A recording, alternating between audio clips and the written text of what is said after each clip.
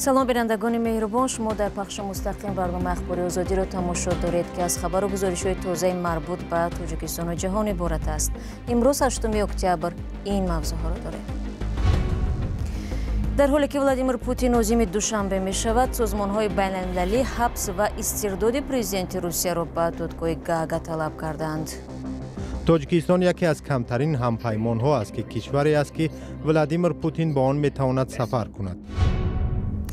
روسیه برای اولین بار هیئت طالبان را همچون حکومت رسمی افغانستان در مسکو پذیرایی کرد. و سابق قضای سروزیر تاجیکستان بعد پرداخت جریمه از تالار دادگاه در ولایت سوخت رها شده است. یک روز پیش از سفر دولتی ولادیمیر پوتین پرزیدنت روسیه به تاجیکستان تابوت جمیله نزولا به وطن رسید. جسد این مهاجر زن 30 ساله تاجیک که از دست مرد 49 ساله روس در مسکو به هلاکت رسید تقریبا نیم ماه در سردخانه خوابید. او را روز 7 اکتبر در شهر وحدت به خاک سپاریدند. دوستان جمیله میگویند چون سرابانی یگانه فرزندش را جمیله در تنهایی برداشت داشت ناچار مهاجر شده بود.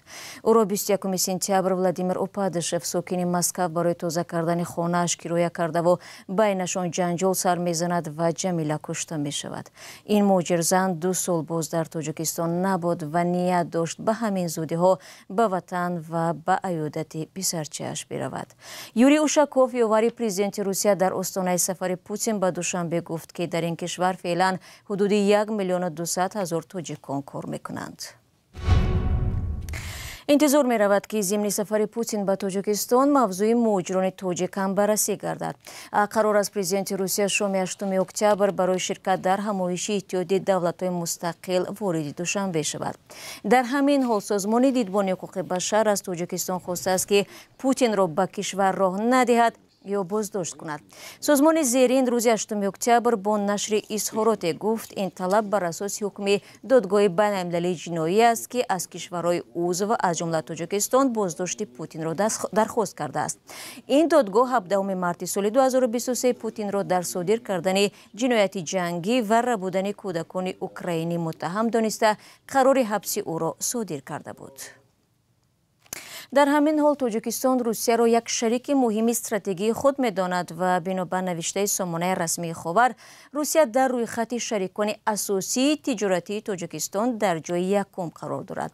قبل از برنامه با تحلیلگر غربی ادوارد لیمون صحبتی انجام دادیم و نخست از او خواستیم که نظرش را به مناسبت‌های امروزه تاجیکستان و روسیه بیان کند. تاجیکستان یک همپیمانی نزدیکترین روسیه باقی میماند و سفر پوتین به دوشنبه به خاطر تقویت این موقع نگرانیده شده است. حمله به تالار کنسرتی کراکوس در مسکو ماه مارس سال 2024 باعث ایجاد موج خشونت‌ها علیه مهاجران تاجیک شد. ولی این چیز مناسبت‌ها را قطع نکرد و با این وجود سفر مهاجران به روسیه ادامه دارد. حجم پول‌های انتقالی از روسیه به تاجیکستان 27% افزوده نزدیک 6 میلیارد دلار یا 43% مجموع محصولات داخلی تاجیکستان را تشکیل داد.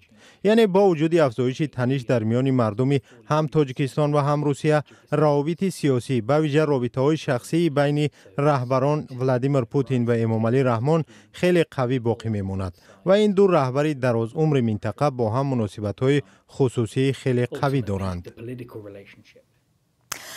آیا از جلسه رهبران کشورهای اتحادیه دولت‌های مستقل چرا باید انتظار باشه؟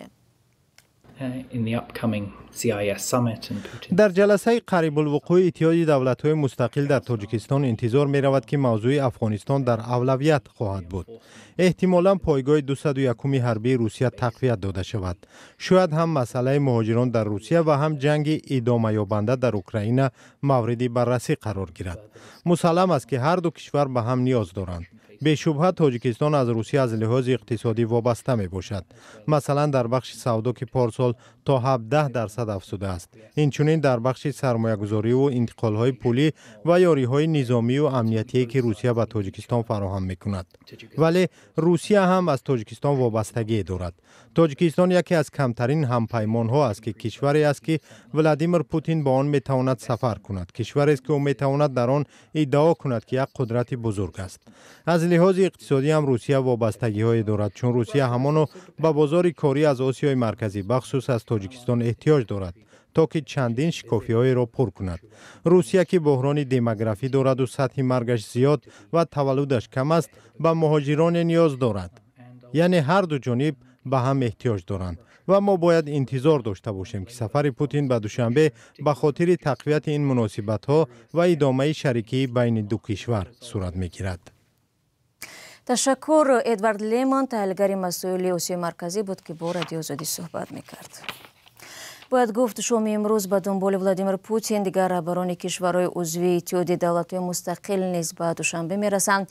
مقامات تاجیک برای میزبانی از رهبران این کشورها در شهر دوشنبه چاره‌های امنیتی جاری کردند که حداقل در چند سال اخیر نظیر نداشته است. مولا رجب یوسفی و زرانگیز نوروزشو در همین باره گزارش می‌دهند. بازار کاروان یکی از کلانترین نقطه‌های سودا در شهر دوشنبه امروز 8 اکتبر ساکت و آرام است.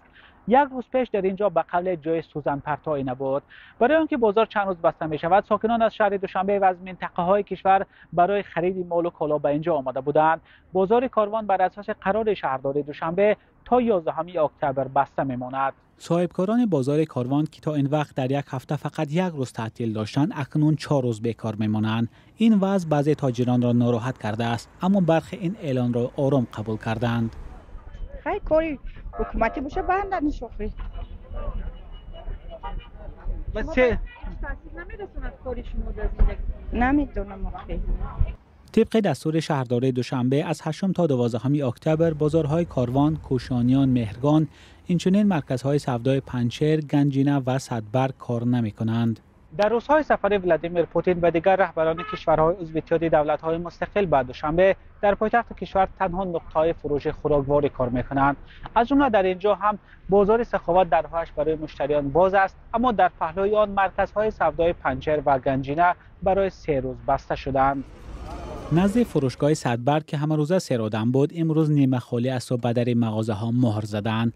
به جز فروشگاه صدبرگ در تمام نقطه های سودا از جمله آشخانه، مغازه، بانک و دیگر مرکزهای خدمت رسانی در خیابان عینی تا فرودگاه بسته است.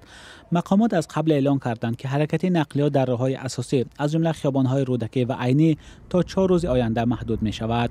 در چنین شرایط ساکنان پایتخت مجبورند از دیگر طریق خود را به درس و جای کار رسانند. وزارت معارف اعلام کرد که در روزهای نشست نیز درس در مکتب و دانشگاه‌های پایتخت قطع نمی شود. راهو بسته شود خیلی ما کوشش میکنیم که با دیگر راهو قطعی رفته کارمونه دوام دیدن گیریم دیگر. از حاضر آمادگی از حاضر آمادگی دیدیم که پاگو ساعت چند محکم میشد و چه خیلی راهو قطعی رفته و کار رفته و خانواده درس گذاشتن اون هم را ما تغییر کردگی میشون میدونیم شما. کلانترین مسجدهای دوشنبه نیز تا آخر این هفته برای نمازگزاران بسته خواهد شد. این عبادتگاه‌ها در روزهای جمعه خیلی سراده میشوند. خیابان‌های مرکزی دوشنبه با پرچم‌های تاجیکستان و روسیه و عکس‌های رهبران دو کشور آرا داده شدند. قرار است ولادیمیر پوتین از 8 تا 10 اکتبر در دوشنبه بماند. طبق اعلان رسمی پوتین با همتای تاجیکش امامعلی رحمان واخورده همچنین در نشست سران کشورهای اتحاد دولت‌های مستقل اشتراک می‌نماید. پوتین بار اخیر سال 2022 به تاجیکستان آمده بود. بستن راه‌های مرکزی در وقت آمدن رهبران کشورها برای ساکنان دوشنبه نو نیست، اما جاری کردن چنین تدبیرهای سخت از جمله بستن بازار و فروشگاه‌های کلان در سالهای اخیر مشاهده نشده است. مولا رجب یوسفی، زرانگیز نوروزشو، آزادی دوشنبه. رو می‌ریم با موضوعهای دیگر. دیروز در شهر مسکو جلسه نوبتی مکالمه اوید به افغانستان برپا شد و در کار آن مقامات تاجیک هم اشتراک داشتند. حکومت طالبان را در این جلسه وزیر کارهای خارجه طالبان نمایندگی کرده است. تفصیلات در گزارش همکارم اسکندر خواجه میرزاده. روز 7 اکتبر در پرزیدنت هتل مسکو ملاقات 7 گروه مشورتی به اصطلاح قالب یا خود فرمت مسکو با اشتراک نمایندگان بلندپایه افغانستان، هندوستان، ایران، قزاقستان، قرقیزستان، پاکستان، چین، روسیه، تاجیکستان و ازبکستان دایر شد. در این نشست برای اولین بار هیئت افغانستان زیر رهبری وزیر کارهای خارجی حکومت طالبان امیرخان متقی همچون عضو کامل حقوق گروه شرکت ورزید. تابستان سال روان روسیه حکومت طالبان را به رسمیت شناخته در سفارت مسکو پرچم امارت اسلامی افغانستان برافراخته شد. در پیامی به اشتراکچیان نشست، فرستاده خاص روسیه در امور افغانستان زمیر کابولوف گفت که مسکو نقشه ندارد در افغانستان پایگاه نظامی بازنماید. در ملاقات روبروی هیئت‌های روسیه و افغانستان، وزیر طالبان امیرخان متقی تأکید کرد که افغانستان به حضور یگان نیروی خارجی در قلمروش اجازت نمی‌دهد. او ابراز داشت که به مقصد تحکیم امنیت حکومت آنها با ممالک منطقه در مبارزه با قاچاق مواد مخدر و تروریسم از جمله تهدیدهای گروه دهشت افکن دولت اسلامی همکاری می‌کند. حکومت طالبان که ماه اوگوست سال 2021 در افغانستان سر قدرت آمده است، تا حال بجز از روسیه دیگر از جانب یگان دولت به رسمیت شناخته نشده است. حکومت در تاجیکستان با اینکه همکاری‌های اقتصادی را با طالبان ادامه می‌دهد، گفته است تا زمان تأسیس یک حکومت فراگیر از گروه و قومیت‌های مختلف سیاسی ملی این حکومت را اعتراف نمی‌کند. در سطح بین المللی یک مایه اصلی انتقاد از طالبان ایجاد حکومت افراطگرای اسلامی و به شدت محدود و پایمال شدن حقوق زنان و دختران برای کار و تحصیل می باشد. برمیگردیم به تاجیکستان. مقیم اشورف صاحبکار و خدای سروزیر تاجیکستان هفته گذشته از بازداشتگاه رها شده است و تقریبا 2 ماه پیش دستگیر و به خلابی گمانبر میشد.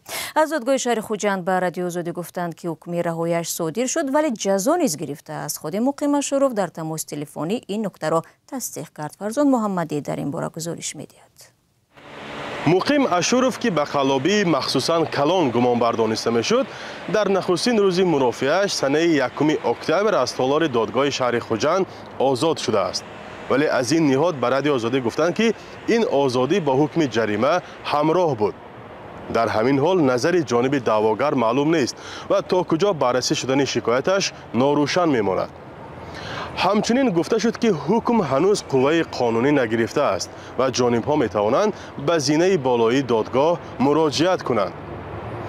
خودی اشورف که صاحبکار است و همچون خدای سروزیر تاجیکستان شناخته می شود، در تماس تلفنی با خبرنگاران رادیو آزادی رهایی‌اش را تصدیق کرد و همچنین اصرار ورزید که او را من بعد خدای سروزیر نگوییم. همش خوب شد، رحمت. حالش دوست جواب میداد منه. یکم ماشین دویم ماشین که 4 سال از خدا نمی‌آ آخه. در 2 سال اخیر این دوم بار است که مقیم اشورف با این جرم بازداشت می‌گردد. به گفته سخنگوی ریاست وزارت کارهای داخلی در ولایت سوخت، بار اول او 8 می سال 2024 دستگیر گردیده و نیمه ماه ایول همان سال آزاد شد. بعد رهایی‌اش خودش در صحبت با رادیو آزادی گفت که قلاب نی و قرضدار بود و آن وام را پرداخت نمود. به گفته این صاحبکار، بازداشت او به دعوای یک مزاجش ربط داشت. این بار به گفته بعضی از پیوندانش، مقیم اشورف را مقامات امنیتی بازداشت کرده، شکایتگر نیز یکی از پیوندانش بوده است. خودش در تماس تلفنی گفت که در فعالیت صاحبکاریش دیگر نفران نیز از او قرض دارند و به همین خاطر در داد و گرفت کاریش چنین رد و بدل‌ها صورت گرفته است. Odamı ama qarib $700,000 qarz oldu. Ben gitsen etoniste söybün azoda kalır ne kadar işleyen. Ne kadar olsa ama همین کاره که bu kodu خودت بزن در نکنه دیگه کس بزنستگی. چند یکتاشمون امریکا گرفته برفتگی قریب $400,000 قرض داد.